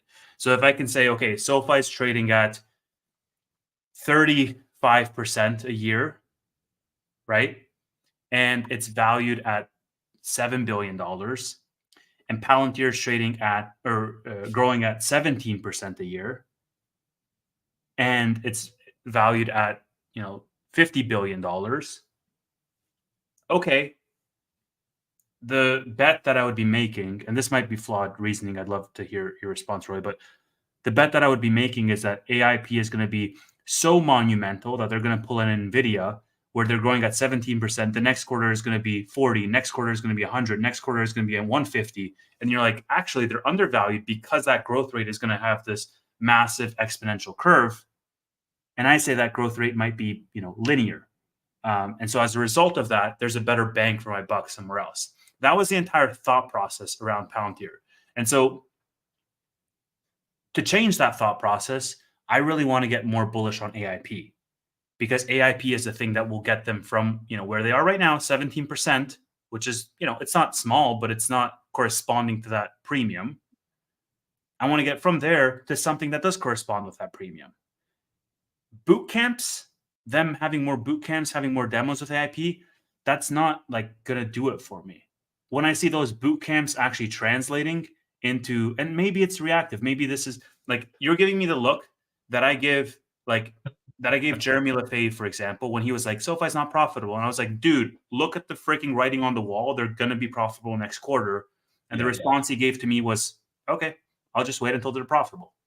And, I might not have that option or that flexibility with Palantir, because it might run away with me and I might miss the opportunity. I might miss the boat, because by the time I see AIP's impact, it's going to be way too late. I get that. I just don't want to take on that risk blindly when I don't really understand AIP that well. And I don't know about the bootcamp process that well. I'm not as read up on it. And so what I see is, I see 17% and I see this thing that has a lot of potential, but right now we just don't know. It's largely unproven. I think we can both say that. It's only been out for like 2 or 3 quarters. I don't think it's unproven. I think it's the opposite. Now, the thing that's unproven is how much revenue. How do we get into this conversation? Like, we're going to be stuck in here now. What's proven is they grew U.S. commercial revenue, which is the most important revenue that they have, by 70% year over year. Now, the reason why the overall number was lower than that, it came under 20% year over year. 2 things: government revenue a little bit slower, just because the way government contracts are working right now, and the reticence for people outside the U.S. government, although we're seeing a few contracts here and there to sign with Palantir, despite Ukraine. Ukraine does, but I think they're giving it away at that point. But they also have the SPACs that were dragging the revenue. So we're seeing that acceleration. That's one of the reasons why in Q4 that there was excitement around the stock and it shot up. It was justified. It wasn't just hype. There was some hype, certainly. The thing is, with the AIP boot camps, we saw that translate into higher customer count. We saw that translate into higher U.S. commercial revenue. We saw it translate into a significant uptake in deals. Deals, by the way, don't necessarily mean revenue yet. A customer is not a customer with Palantir until they've actually gotten money, and they may be paid quarterly or every other quarter or something. So we're going to see an acceleration, a continued acceleration, I believe, here in Q1, and we'll see. But the thing is, with the AIP, they hardly had AIP. They launched it in April last year. They had a few boot camps here and there in the first half. They managed to do a bit over 500 for the year. In 1 month, I believe it was in February, they did 300 something boot camps. So this is not organizations in a boot camp, boot camps, plural. They're launching these internationally. Customers are leading their own boot camps. Alex Karp has stated a goal to do 2,000 boot camps. They are on track based on the last update. This was in February. I believe it was in February with the earnings call. I don't think we've gotten more recent numbers to surpass that, which is just absolutely ridiculous. So let me ask you. Oh my God. Okay, I'm gonna kick you. I'm gonna kick you, not a lurker, if you put the break back on. Let me ask you this, Roy. Okay. The boot camp. I'm trying to approach it from like, I don't know anything about Palantir, right? I already know, like, you do. Yeah. I know Gotham, and I know the commercial business and the government business. I know Apollo, sure. With regards to AIP, I don't really know much. That's when they lost me. What is the conversion of the boot camps to actual revenue? Like, what does that conversion rate look like? And what does that revenue like uptake actually look like? Because that matters, right? I can host meetups. Like, I can make 100 episodes, live streams. Does that translate into donations? No, maybe sometimes. My point is like, the boot camps are great. It's bringing out awareness. It's showing people how to use it. It's getting more people familiar with Palantir. What I want to see them is they're a leading indicator. Okay, how strong of a leading indicator are they? That's what I'm asking. Yeah, it's pretty significant. I've got a much longer post with a lot of numbers. I don't know that we want to go there because that would be maybe a little bit tedious. The one from February and one from actually last fall that was kind of predicting that. Now, what got me excited is the prediction ended up that it was actually better. The customer acceleration that we saw, the revenue that we saw as well. I think what's throwing people off is if you're missing the acceleration, it's kind of like with the bear that Tanner keeps bringing on, not Tanner himself, but Gary Gordon. Gary Gordon, thank you. That he insists that SoFi is not profitable because he's looking at it on an annual basis. I think that's what you and maybe others are doing as well when they look at Palantir. They're saying, oh, look, it grew 19% year over year for revenue. Well, you're looking at it over the entire year. Yes, it's a true number. But you look what they actually did with quarter four and then why. It wasn't just quarter four is really good, but we can't expect that in the future. It was solely because they have this AIP platform. And the main bear argument against Palantir, they solved with AIP. So it was extremely long sales cycles, just like SoFi has with the tech platform. And they had a problem with actually being able to scale. So they do, prior to, or in 2023, they had 120 pilot programs outside of AIP.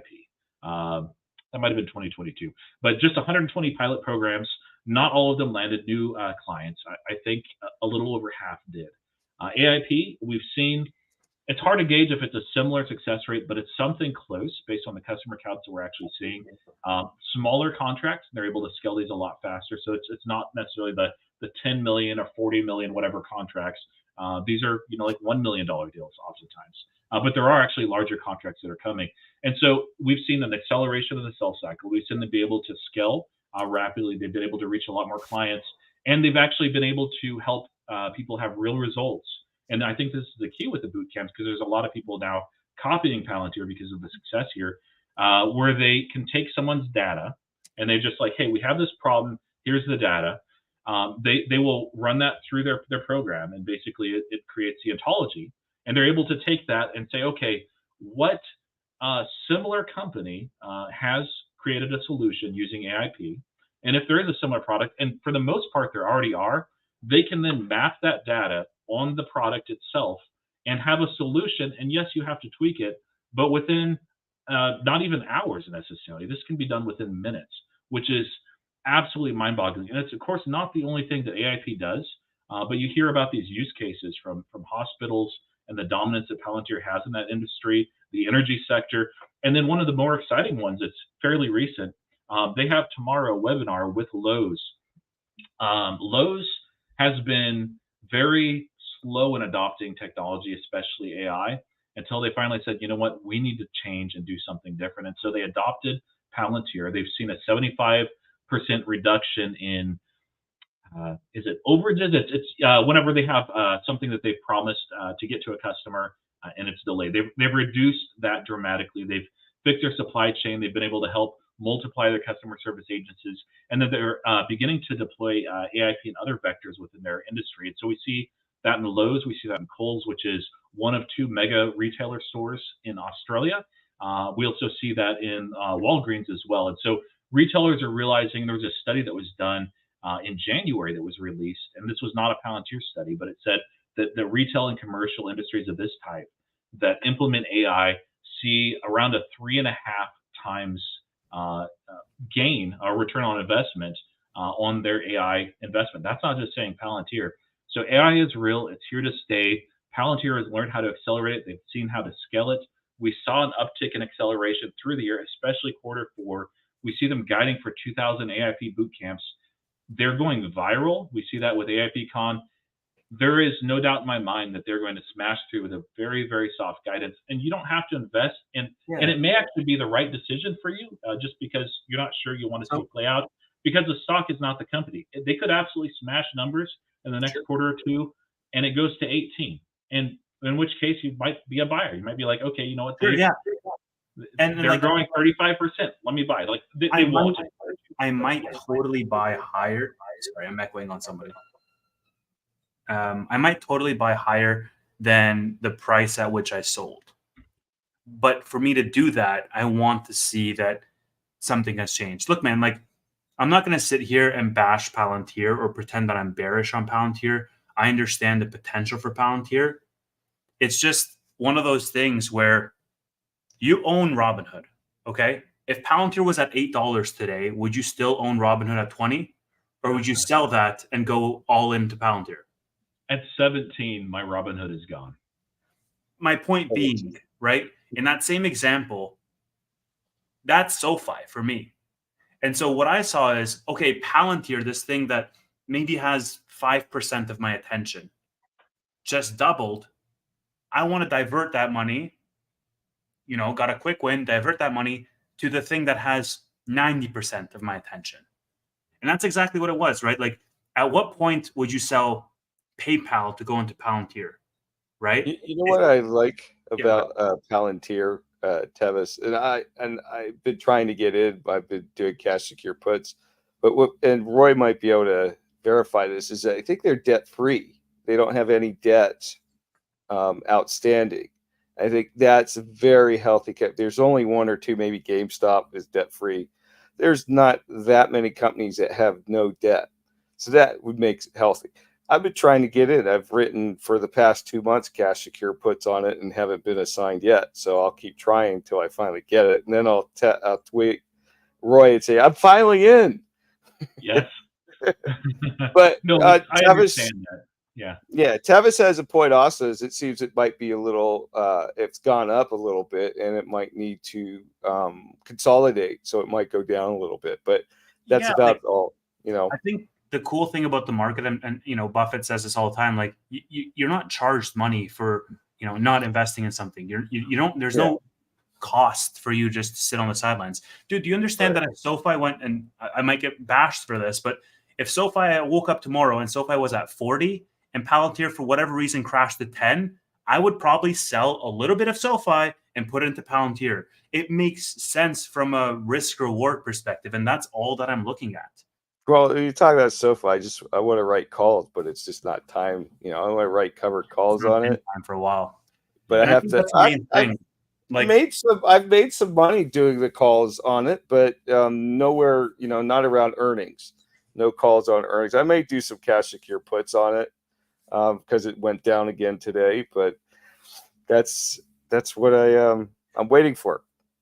Yeah, I think that's the thing that, like, again, the market has this massive recency bias, and they just see, Palantir's made this run up and SoFi stayed stagnant for so long, and they associate stock with company.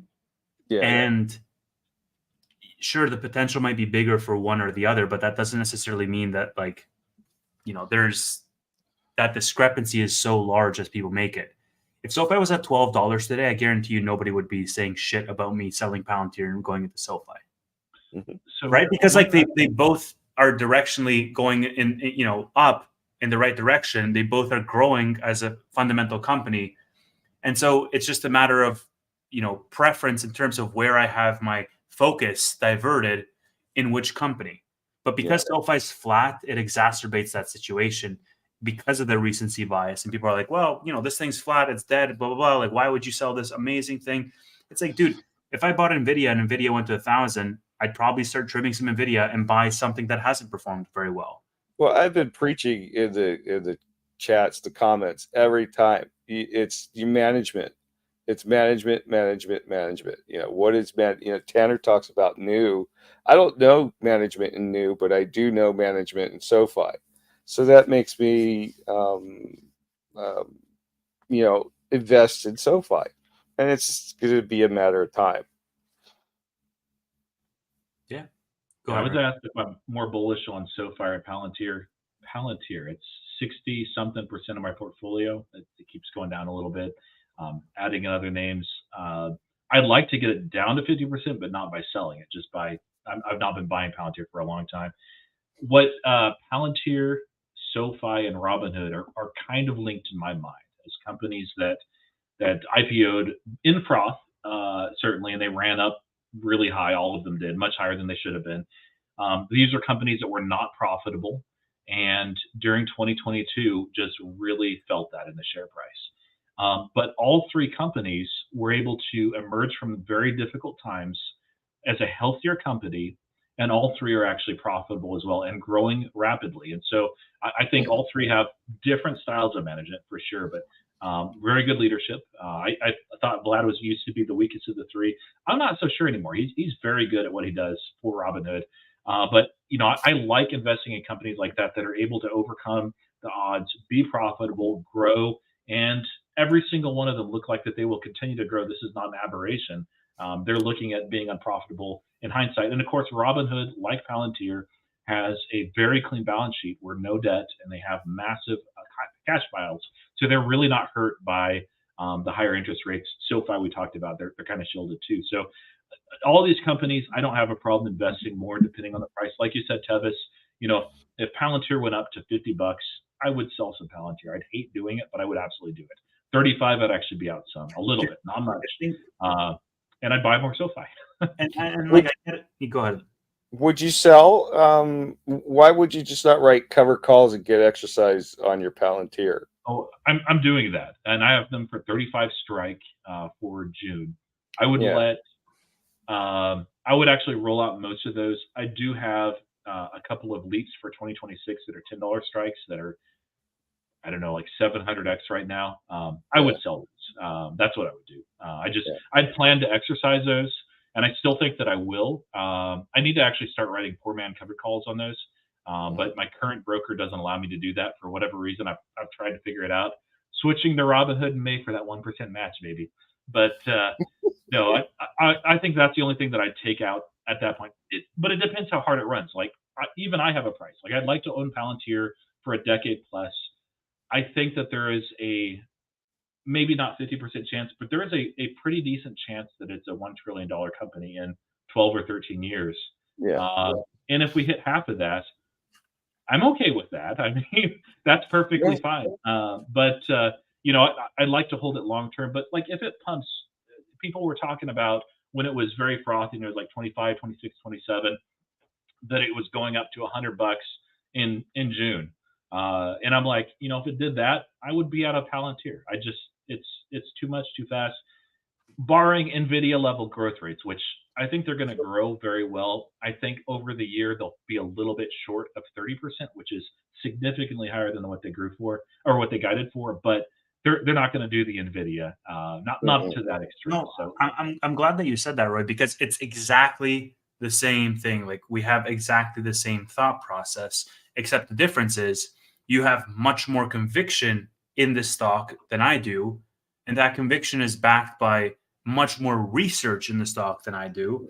And as a result, you're saying to yourself, if Palantir went up to 100 by June, I would sell Palantir because I have a smaller level of conviction, because it was a like a 1% position for me. I said, if Palantir goes up to 15, 16, 17, I'll sell Palantir. So it's not like that difference is the difference of, but the principle is the same. If it runs up extravagantly compared to everything else that hasn't run up extravagantly, then I'm like, okay, cool. Like this is stealing away from future stock gains in a perfect world. This hasn't run. It's due for a run. I hate trading. I don't do it very often.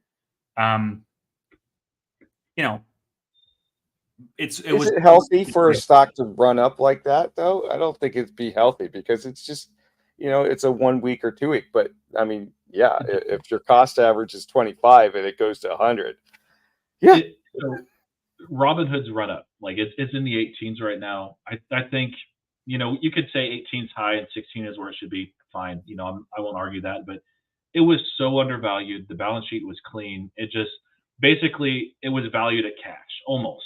So the run up is very justified with what they're doing, with what they're putting out. There is risk here versus when it was trading at $8. I mean, like opportunity cost, that's the worst that can happen, So SoFi, likewise, I think is similarly undervalued. That if anything can happen in quarter one, if we go up to $12, that's not going to bother me. Probably it'll come back down some too because it's SoFi. That the stock has a personality, and that's what it does. But you know, if it stays up at 12, 13 bucks, I'm not going to be like, oh, it's completely unjustified. I'm like, no, I think it's in fair value range at that point. Maybe actually a little bit undervalued. And Palantir likewise, like if they do like an Nvidia, and Nvidia is a good example there. Like if Nvidia, you know, if they're like, hey, we've done 100% over year over year of our revenues are actually even higher.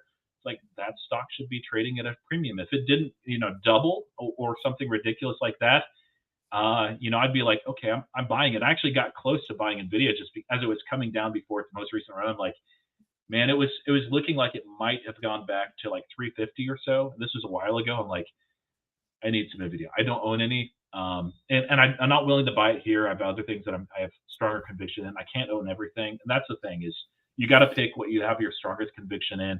Right. And you can either diversify and have a little bit of everything, or just do an index fund, and that's fine. Or for me, I have some of that in my 403b, my 401k, you know, that's just index funds. But that allows me to be super concentrated in really just 6 names, 5 if you don't include the minor, right. And I'm good with that.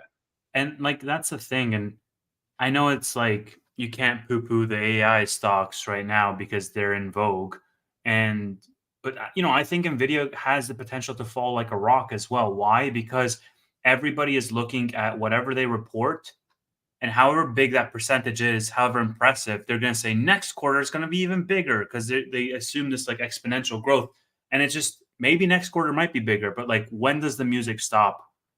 And they start to plateau again in terms of their growth rate. When does that supply get to that level where, you know, the shock is gone, the supply shock is gone, and it's equalized to some degree? Because at that point, it's going to seem like the comparables for NVIDIA for next year, holy man, I wouldn't want to be that company because they're going to seem horrible because they've already had this massive run up. And so, again, I just think that you're going to get a lull in NVIDIA as well. And the people who are chasing right now, it's a lot of risk for potentially small amount of reward. I'm wrong on most things, so I'm probably wrong on that too, but that's just where I stand, right? And I view it similarly I mean, I think you said it the best, Roy. Like, you're not investing in a vacuum. And if Palantir, I think it topped out at 27, 28. Mm-hmm. And that's great. And it was at 8 and it went to 28. Fantastic gains. Congratulations to everybody that was involved. If I jumped in at 28, not me personally, but if somebody, Joe Blow, jumped in at 28, what are the chances that that goes from 28 to 38 versus from 28 to 18? Yeah. You know? Yeah, I had family members that asked me that. Is like, well, so is it a good time to buy? I'm like, if I didn't own Palantir, I'd be buying. I just tell them that. But because I own so much, I'm not adding more. But I have long-term horizons, and so if it falls from 22 to like 17, that's like I'll add more. That's fine. That's the thing. It's like, is it a good time to buy Palantir at 28? If you hold for 10 years and don't look back, yes. If you were going to panic in 1 year, no, because there's like naturally it's going to have a pullback, and you know it's going to all the people who are trading it are going to sell out, and the people who are in long term are you know going to be in. So I don't know. It's nuance is all I'm trying to say. It's not like a black and white thing. Yeah, and I'm very bullish on. Go ahead. Go ahead. People might be buying NVDA right now, hoping that it's going to go to 1,200 because they listen to the noise. Sure, right? Yeah, you could. And it might go to 1,200, but then people at 1,200 buy it that it's going to go to 1,500, and people at 1,500 buy it that it's going to go 2,000. At some point, the music's going to stop, and somebody's going to get caught with, you know, a fucking huge NVIDIA bag in their hand. Yeah, it's going to go. They buy at 800. Sorry, Roy, and then it's going to go down to 600, and they're going to be bag holding for a little bit. Yeah, but that's the thing is if you're longer term horizons, even then, unless you think that NVIDIA will be significantly disrupted, so Taiwan is attacked, or some of these mega cap companies start creating their own processors, and NVIDIA does nothing. You know, in that case, yeah, you might be bag holding forever, but I think it's a quality company that it's going to continue to grow and innovate. Jensen is phenomenal as a leader. It's not a perfect company. And Palantir, I see likewise, you know, that if you buy at 28, you know, who knows, you could be bag holding a year or two. There's people like get pumped when it DPO'd. And I think this is either pre-market or aftermarket. I didn't buy, I wasn't in Palantir then, up to 45. I know that there's people that have a 30 something average that just put all their money in, have not been able to TCA, and they're just waiting. And at some point, we will pick them up. I think it will be this year. I think that we'll see. My price target for the end of the year for Palantir is 35. I think that there's a higher chance of upside than downside there. It's pretty bullish, but you know, I don't know about 45 or anything. Sorry, I used the example. I said if Joe Blow jumps into Palantir, and this guy said Joe Blow, I'm not jumping into anything else. Welcome, TJ. Good to have you in here. Look, you know, again, like it's just one of those things. I think for me, and one thing that I recognize as I become a little bit more introspective is I think I still have some of that scar tissue from 2021 when I saw a lot of these names that I was investing purely for the growth skyrocket. You know, I bought Pinterest at like 22 and 25, and it went up to $80, and it was getting buyout offers from Microsoft and PayPal. And so from 20 to 80, fantastic. You know, I bought Unity at $80, and it went up to $213. I think it peaked out. Whoa, crazy. I bought Revolve at $17, and it went up to $83, and I sold it at 40 on the way down. I also sold at 20, but guess what? Revolve fell all the way back down to lower than $17 in 2023. And so the idea is that these things did a 5 or 6 or 7x on the way up, and then they just fucking fell 90% on the way down. And that's shaped a lot of how I view the market today, because I did get burned on some of those names back in 2021. And if I'm looking at Palantir and I bought it at 8 and I sold it at 15, you know, am I kicking myself for saying, oh, it's going to go to 25 and I missed out on those gains? Well, you know, in 2021, I would be kicking myself way more. But in 2021, I was also letting, you know, 6x and 7x stocks ride on the promise that their growth rate is going to keep up next year. And guess what happens? Interest rates went up and the growth rate fell. And so my point is those gains, as easy as they come, easy go. And it's going to overcorrect, I think, for me as well. Like I'm going to realize that, oh, I left a lot of money on the table in 24 as a result of my, you know, not leaving so much money on the table in 21. And that's just the process of learning to deal with the market, right? It was my first time being in one of those cycles in 21 where everything went parabolic, mass euphoria. It was my first time dealing with something like 2022 where everything started falling every single day for a whole year straight. And so I think right now it's become like I've become more nuanced as an investor as a result of having seen both of those extremes. But I'm still operating with a lot of those biases that I carry over from those previous markets, for better or worse, at least in the immediate short term, until it equalizes. Yeah, I think the bigger question is if you're in a stock and it runs hard, make sure that you do your DD. You know, I do it based on the amount that my portfolio is allocated to it. So a lot for Palantir, a lot for SoFi and Robinhood since it's run. Increasingly more with Tesla as I continue to allocate to it. PayPal certainly is up there. But you know, if I own like a 1% position, whatever, I'll be apt to sell that if it runs up because I'm like, I don't know if it's justified or not. I've doubled or tripled or quadrupled my money.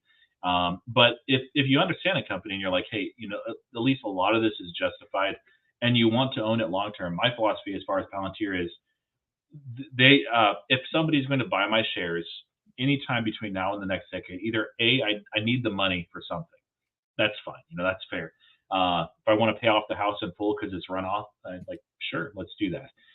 But B, if you're going to take Palantir shares off my hands, I don't want a fair value because I want to own this company for 10 years. I don't want a high value. I want an obscene valuation. And if I don't get that, based on the way I understand this company and where it's going over this next 10, 12 years, I'm fine with, you know, missing out and it runs up to 35 and then it comes back down to 22 and then it runs up to 45 and it comes back to 28. I'm fine. I'll just be selling covered calls, collecting premium, buying some other stocks and positions, and I can wait unless something fundamentally changes with Palantir. Good. Yeah, new is we hear enough about new. That's once I'm done with purchasing Tesla, I get the position where I want. That's one where I look at it and I wish it was cheaper. Like any stock that I'm buying, I wish it was cheaper, right? But it's one of those where, like, if I'm buying new, I think it's a very well-run company in a very good market. Latin America is going to do very well, I think, over this next decade. And they're doing. I think that they're succeeding in Mexico. That's their next vector. I might be buying in the 12s or 13s or 14s, however new does between now and then. And it could be that I'm back holding for a year, but I'm just going to be DCAing and I'll be buying, and unless something changes with Nubank, I'm good with whatever the price is. I'm not looking for like an immediate double. This is at 2021. So that's just the way I kind of approach new holdings. Danny's in the chat. Danny, Danny? welcome. The table's your turn, sir. It's you watching my stream now. Yeah, I'm a split personality now. Yeah, you're like this mod across like 4 or 5 channels. That's his table. I don't understand. I'm leaving money on the table, dude. These guys have no life. I love you to death for it, but it's just, whose dad is this? Somebody come pick up their dad. Tevis's wall last night. Tevis's boxers. So good. Yeah, we're just waiting for somebody to come up with your art behind you. Yeah. Right? Oh my gosh. Anything? What are you buying now? Like anything on your mind? Watch list? Who, me? Yeah, you. Yeah, me. No, right now I'm just kind of arm folding. I'm waiting for the quarter earnings for SoFi.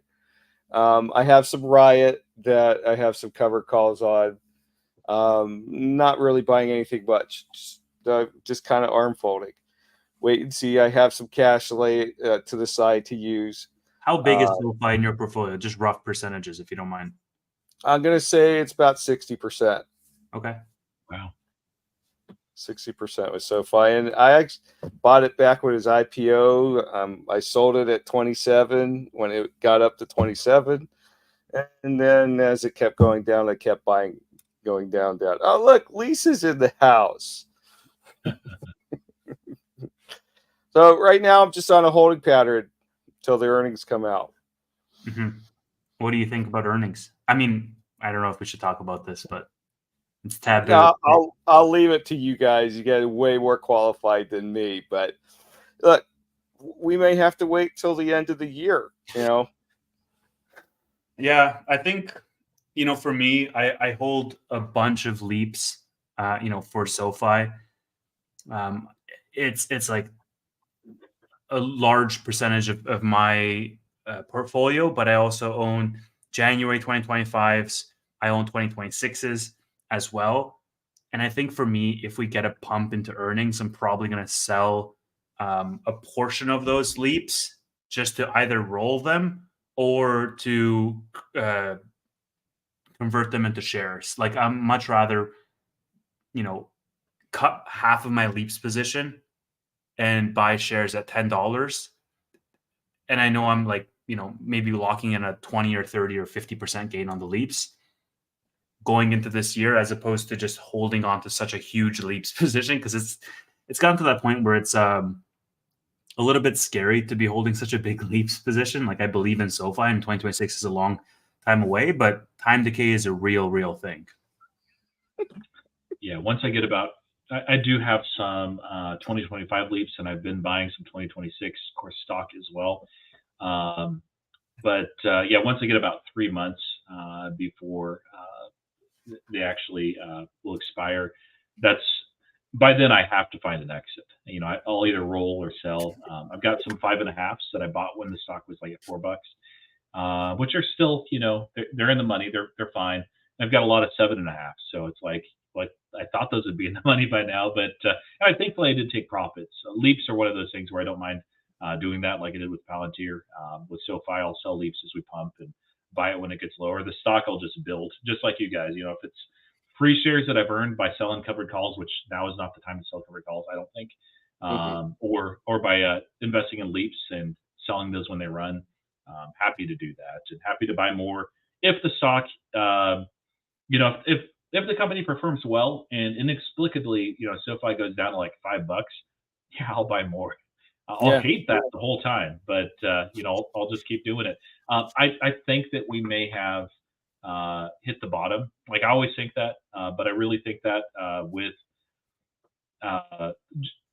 there's a few factors, but also like what the short interest did. I think that some of those that were shorting just realized that there's a lot more upside risk, and the reason for shorting, which was that senior convertible note, has been removed. Mm-hmm. So we'll see. It'll be interesting to see how it reacts, but it'll be very volatile. We know that. Yeah, not boring. If it's like it would be the most hilarious thing is if it's a good earnings or whatever, and the stock moves like 1%. Yeah. It's not going to do that. I mean, if you look at the chart, every earnings you have a move. So I think it's going to be volatile. I don't think it's going to be like a non-event. It could be volatile in either direction, but it's gonna move in one way or the other. I don't know that, like, I'm conflicted, man, because I have a big sort of position in Leaps that if this were to go to $5 or even this amount of time that we've been spending in the 7s, like the pro, yeah, exactly. The pro is that I buy more shares, and I have been buying shares left and right, and I've even been sort of adding to my Leaps position a little bit more. But the con is that, again, time decay is a real thing, right? So, I think that's like Roy said. Roy said it's a long-term investment. 5 years, 10 years. Where's it going to be in there, right? And I saw Danny's text. I'm always Danny's number one. All right. So Danny's got nothing to worry about. And I don't know if he's going to come on either. He's been very busy lately. Yeah, I told Danny to come on, and this was the comment that I got. His mom would have told him to get to bed. This is a true bootleg weekly where we're just shit talking. Even Gary Gordon has betrayed Tanner and is here now. Yep. Oh, we don't. Danny wants a piece of Gary Gordon, so he doesn't want that. That's not the real one. Don't worry. But anyway, anything else to chat about, boys, or how are we feeling? Yeah, I think that's a good place to call it. Yeah, an interesting. Thanks for having me on, Roy. It's a pleasure. Good to meet you. And the same, Tevis. Hopefully, we'll come on again to get Tanner on here. Talk to Paperboy. Yeah. Okay. Well, thanks everybody for watching. Another episode of the Bootleg Weekly. We'll see you next week at 9 p.m. on Wednesdays. What is it, ETF? What do you have to say that's like the big ETF? Come on, ETF. Put your face out here.